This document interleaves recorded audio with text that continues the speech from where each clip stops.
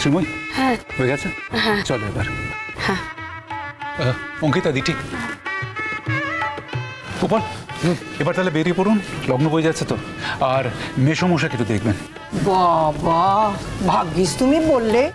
মেসমশাইকে দেখাশোনা করার জন্য বাড়িতে তো কোনো আর লোক নেই কো ওকে দেখবার জন্য। আছে নাকি মাসি? কই, এ যাবৎ তো তার প্রমাণ পাইনি। একটা শুভ কাজে যাচ্ছেন, কথা বাড়াবেন না প্লিজ।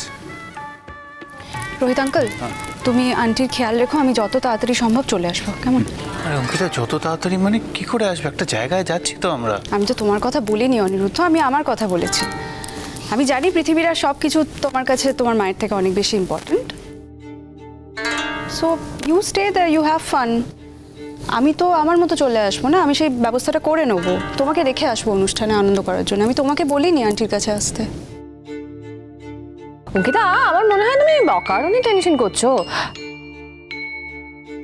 তোমার আন্টির কাছে রোহিত সেন আছে না, ওনার কোনো অসুবিধা হবে না।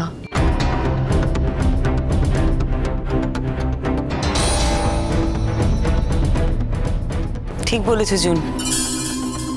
রোহিত সেনের মতন মানুষ যখন পাশে থাকে না, তখন কারো কোনো অসুবিধা হয় না। তুমি নিশ্চয়ই সেটা নিজের জীবন দিয়ে বুঝেছো। যখন তোমার জীবনের সব দরজাগুলো বন্ধ হয়ে গেছিল, তখন রোহিত সেনের মতন মানুষ পাশে থেকেই কিন্তু তোমার জীবনের দরজাগুলো আবার খুলে দিয়েছে।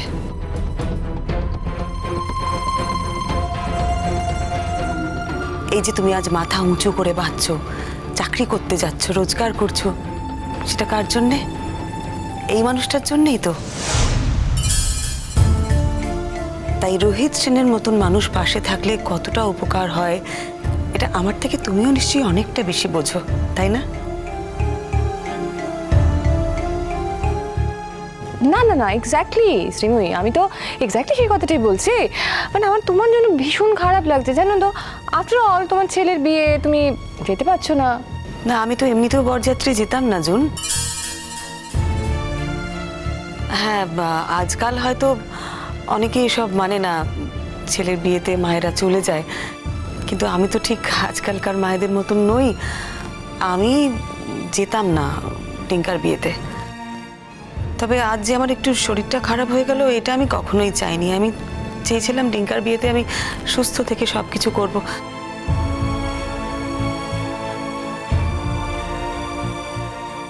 টিঙ্কা, এবার আয় বাবা, দেরি হয়ে যাচ্ছে। আমার জন্য চিন্তা করিস না, আমি একদম ঠিক আছি। তুমি সাবধানে থেকো, তুমি সাবধান না থাকলে কিন্তু আমি শান্তি পাবো না। হ্যাঁ হ্যাঁ ঠিক আছে। এরম করলে তো লগ্ন পেরিয়ে যাবে গো। ওরে তোরা শাক বাজা উলু দে। এই শাক বাজা উলু দাও, উলু দাও। টিঙ্কা, ওই টোপরের মালাটা পরবি তো নাকি? না না, আমি টোপর পরবো না। এই দিটি, তুই নে না এটা। আমি নিয়ে আসি। আচ্ছা নিয়ে নে। গাড়ি থেকে নামার আগে পরিয়ে দিস। হ্যাঁ, আয় সাবধানে। আন্টি এলাম। চলো ওই যে তুলু। হ্যাঁ নিয়ে আস বাবা। আপনি কিন্তু সাবধানে হাঁটাচলা করবেন, হ্যাঁ? উপর নিচে দেখে হোঁচট টোচট খেয়ে পড়ে যাবেন না যেন। আমি যাচ্ছি না তো, আমার খুব চিন্তা হবে আপনার জন্য। তুমি আমার জন্য চিন্তা করছো? কোথায় তোমার জন্য আমার চিন্তা করার কথা? যাকে তুমি চিন্তা করো না মা, আমি তাড়াতাড়ি যাবো। আবার তাড়াতাড়ি। হ্যাঁ, আমিও ঠিক আছি। আপনি আসুন। সবাই বেরিয়ে গেল। আরে দিঠি, মিঠুদি কোথায়? ও মা, মিঠুদি তো যাবে না বলছে। যাবে না মানে? মিঠুদি কবে থেকে আশা করে আছে টিঙ্কার বরযাত্রীতে যাবে না মানে কি? কেন যাবে না কেন? তুমি যে শাড়িটা দিয়েছো, আমি সেটা পরিয়ে সাজিয়ে দিয়েছি। এখন যাবে না বলছে তোমার শরীর খারাপ বলে। বলছে বৌদি বাড়িতে থাকবে যদি কিছু দরকার হয়। দেখেছেন তো রোহিত দা, কি কাণ্ড দেখুন তো। মিঠুদি কবে থেকে আশা করে আছে যে টিঙ্কার বরযাত্রীতে যাবে, এখন নাকি যাবে না বলছে। এটা তোর কাছ থেকে প্রত্যাশিত। এই তুমি মিঠুদিকে ডেকে আনো তো। হ্যাঁ, আমি যাচ্ছি। কি করে না, সত্যি ভাল লাগে না আমার। আসলে কি জানো তো, ও তো তোমাকে ভালোবাসে, সেই কারণে। অবশ্য ও আমাকে আন্ডার এস্টিমেট করছে। ও জানে না যে আমি একা থাকি বলে রান্না বান্না, চা জল, ও যা করতে পারে আমি কিন্তু তাই করতে পারি। সুতরাং ওর চিন্তার কোনো কারণ নেই। মা, এই যে মিঠুদিকে নিয়ে এসেছি। এই দেখো, কি ব্যাপারটা কি মিঠুদি? সবাই বরযাত্রী যাবে বলে গাড়িতে উঠে পড়েছে, তুমি ওপরে বসে আছো কেন? তুমি যাবে না? আমি যাবো না বৌদি। হ্যাঁ মিঠু, তুমি না গেলে তোমার বৌদি কষ্ট পাবে, টিঙ্কাও কষ্ট পাবে। তাই যাও। আর সবাই বেরিয়ে গেছে কিন্তু। সবাই বেরিয়ে গেছে বলেই তো আমি নিচে নেমে এলাম।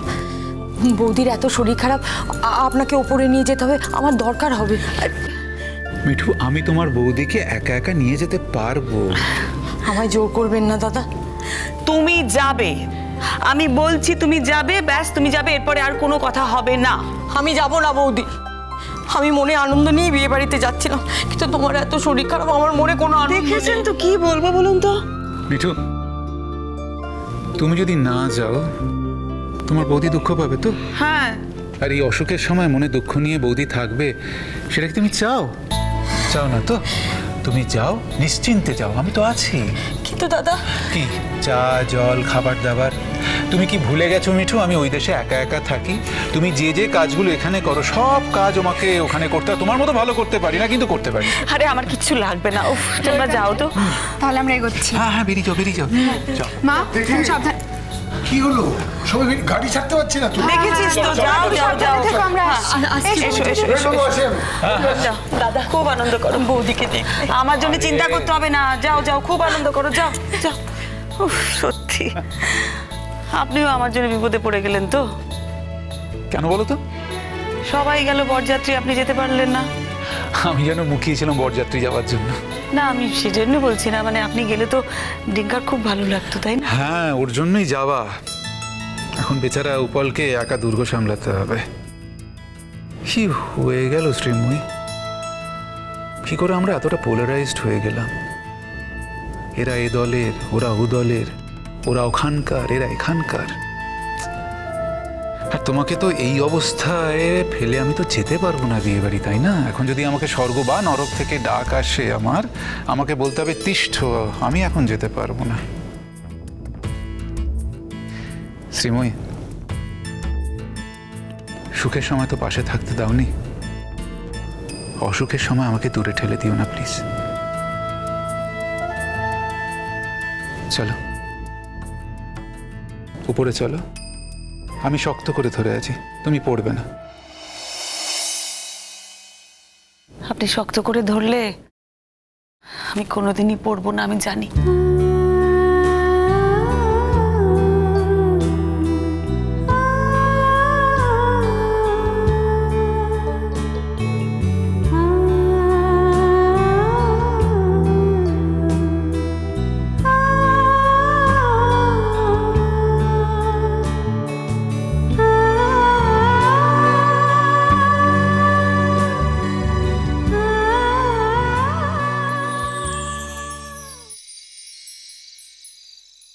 শ্রীময়ী, ঘুমোলে নাকি?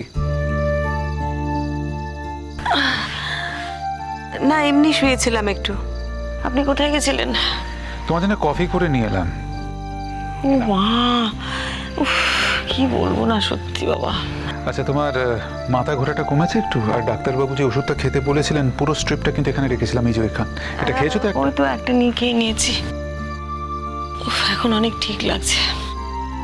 ডিঙ্কাটা কি করছে দেখুন না, পাগল ছেলে পুরো, সমানে ফোন করে যাচ্ছে। কোথায় মন দিয়ে বিয়ে করবে তা না, আমাকে সমানে ফোন করে যাচ্ছে। আসলে জানো তো, আমাদের একটা প্ল্যান ছিল। প্ল্যান? ডিঙ্কা, রূপল এবং আমার তোমাকে নিয়ে ওই বিয়ের আসরে যাওয়ার, কিন্তু তো ভেস্তে গেল তোমার শরীরটা খারাপ হয়ে গেল বলে। আমাকে নিয়ে ওখানে যেতেন? আমি কখনো যেতাম না। তুমি তো ডিঙ্কাকে এতটা ভালোবাসো, তোমার ছেলের মনের ইচ্ছা এটা পূর্ণ করবে না? আরে ছেলের বিয়েতে মায়েরা যায় নাকি? মায়েরা যায় না, লোকে কি বলবে?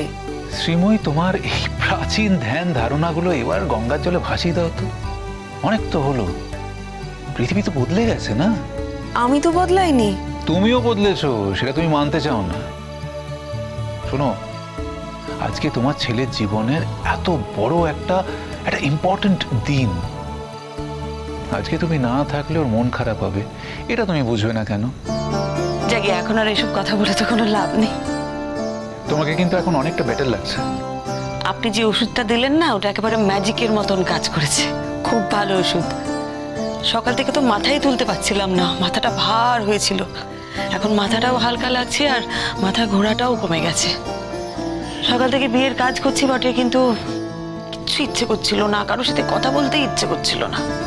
শোনো, ডাক্তারবাবু কিন্তু বলেছেন এটা টেম্পোরারি, বিয়ের অনুষ্ঠানটা মিটে গেলে তোমাকে একটা ফুল বডি চেক আপ গিয়ে করিয়ে আসতে হবে। আমি একদম ঠিক হয়ে গেছি, আমাকে আর কোথাও নিয়ে যেতে হবে না, কিচ্ছু করতে হবে না।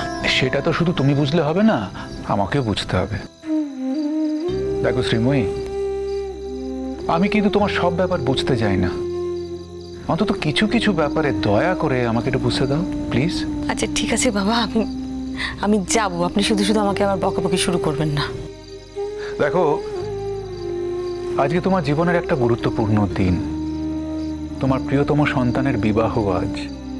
আর শুধু তাই নয়, তোমার জীবনের সবচেয়ে বড় অর্ডারের আজকে ফুল পেমেন্ট তুমি পেলে।